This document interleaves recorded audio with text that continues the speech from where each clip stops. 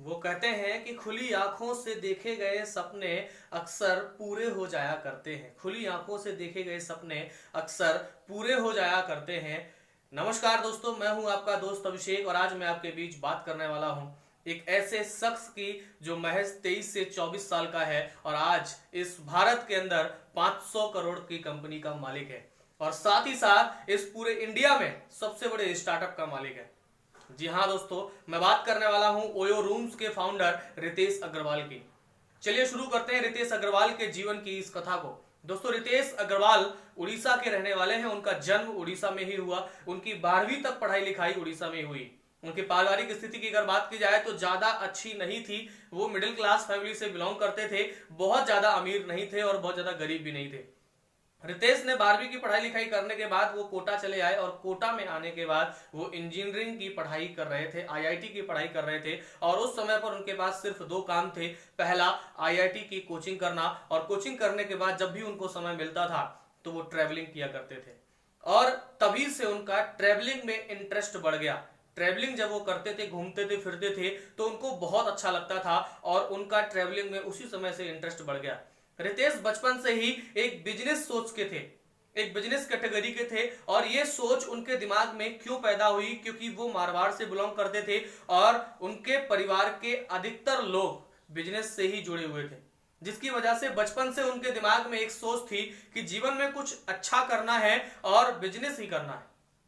और वो एक नए स्टार्टअप की खोज में थे। सोच तो क्लियर थी कि बिजनेस करना है, पर ये क्लियर नहीं था कि क्या स्टार्टअप करें, जिसकी वजह से वो कई बार कोटा से दिल्ली आते थे और दिल्ली में जो यंग उद्योगपति हुआ करते थे उनके स्टार्टअप का जब आयोजन होता था तो वो अक्सर उसमें शामिल हुआ करते थे, जिससे कि उनको पता लग सके कि कौन सा स्टार्टअप है जो इस समय अच्छा चल रहा है, जिसमें वो अपना इंटरेस्ट बढ़ा सकें। और दोस्तों, इसी दौरान वो सस्ते होटलों में रुका करते थे और होटलों के रूम्स में ठहरने का उनका ये अनुभव ने उनको एक नई सोच दी और उन्होंने सोचा कि क्यों ना इसी को ही अपना एक बिजनेस मॉडल दिया जाए। और दोस्तों, देखते ही देखते 2011 के अंदर रितेश ने 2011 के अंदर एक कंपनी का आयोजन किया, एक कंपनी ओपन की, जिस कंपनी का नाम रखा Oravel rooms, Oravel stay. Oravel stay का काम था कि जो टूरिस्ट हुआ करते थे उनको आसानी से रूम अवेलेबल करवाना। ओरावेल स्टे ठीक ठाक चल ही रही थी, लेकिन कुछ समय के बाद उस कंपनी में लॉस हो गया। धीरे धीरे कंपनी पूरा लॉस में चली गई और रितेश को एक बहुत बड़ी असफलता का सामना करना पड़ा।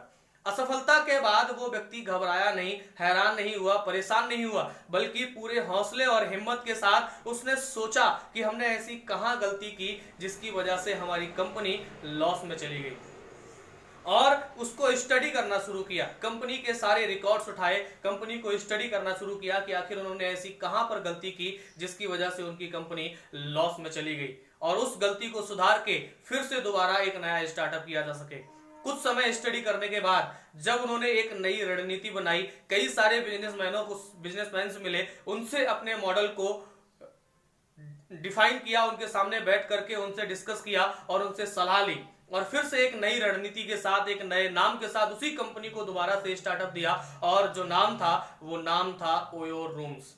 अब ओयो रूम्स का सिर्फ ये काम नहीं था कि वो टूरिस्ट को रूम्स अवेलेबल कराए, बल्कि ओयो रूम्स का काम ये भी था कि वो जो रूम टूरिस्ट को वाजिब दाम में अवेलेबल करा रहे हैं उस रूम में व्यक्ति के अनुसार सुविधाएं भी अवेलेबल होनी चाहिए, पैसे के अनुसार सुविधाएं भी अवेलेबल होनी चाहिए। और ओयो रूम्स उन होटलों पे इन्वेस्ट भी करना शुरू कर दिया जो होटल्स उनसे अटैच हुआ करते थे और उनके रूम्स को अच्छी तरीके से अच्छा करते थे, क्लीन अप करते थे और उनको मॉडिफाई किया करते थे, जिसकी वजह से कस्टमर्स को उनके रूम्स पसंद आने लगे, क्योंकि उनके रूम्स के रेट बहुत ही कम हुआ करते थे और फैसिलिटी काफी अच्छी थी। इसकी वजह से कस्टमर की संख्याएं बढ़ती गई और धीरे धीरे देखते ही देखते ओयो के पास आज के समय में लगभग 15,000 से भी अधिक ऐसे होटल हैं जो ओयो से अटैच्ड है और पूरे भारत में टूरिस्ट को सुविधाएं अवेलेबल करवा रहे हैं। और आज ये कंपनी 500 करोड़ की कंपनी बन चुकी है। और आज वो 23 से 24 साल का लड़का 500 करोड़ की कंपनी का मालिक ही नहीं, बल्कि भारत के सबसे बड़े स्टार्टअप का मालिक है। और एक भारत के हर यंगस्टर्स को ये संदेश देता है, ये कहता है कि अगर वो चाहे तो जीवन में बहुत कुछ कर सकता है। जरूरत है अपने सपनों को देखने की, जरूरत है उन सपनों पे मेहनत करने की, पूरे हौसले विश्वास भरोसे के साथ काम करने की। तो मैं आपसे पूछता हूं कि क्या आप जीवन में कुछ बेहतर करना चाहते हैं? क्या आप जीवन में अच्छा करना चाहते हैं? क्या आप जीवन में अपने सपनों को पूरा करना चाहते हैं? तो दोस्तों, सपने पूरे तब होंगे जब आप सपने देखेंगे, और देखने के बाद फिर जब आप उन पे मेहनत करेंगे, उनसे आई असफलताओं को एडजस्ट करेंगे, झेलेंगे और फिर से सफलता की एक नई शुरुआत करेंगे, तब आपके सपने पूरे होंगे। और मुझे भरोसा है कि आप कर सकते हैं, क्योंकि रितेश अग्रवाल जैसा एक मिडिल क्लास का बंदा अगर 500 करोड़ की कंपनी खड़ी कर सकता है, अपने सारे सपनों को पूरा कर सकता है, तो आप भी कर सकते हैं। जरूरत है जागने की, देश के हर यंगस्टर्स को जागने की, देश के हर व्यक्ति को जागने की, हर शख्स को जागने की। जरूरत है उठने की, सोचने की, कुछ करने की। दोस्तों, यही वो समय है जिस समय पे आप अपनी जिंदगी को डिजाइन कर सकते हैं, आप अपने सपने को डिजाइन कर सकते हैं, आप अपने बिजनेस प्लान को डिजाइन कर सकते हैं, आप अपनी आने वाली लाइफ, अपने आने वाले फ्यूचर को डिजाइन कर सकते हैं।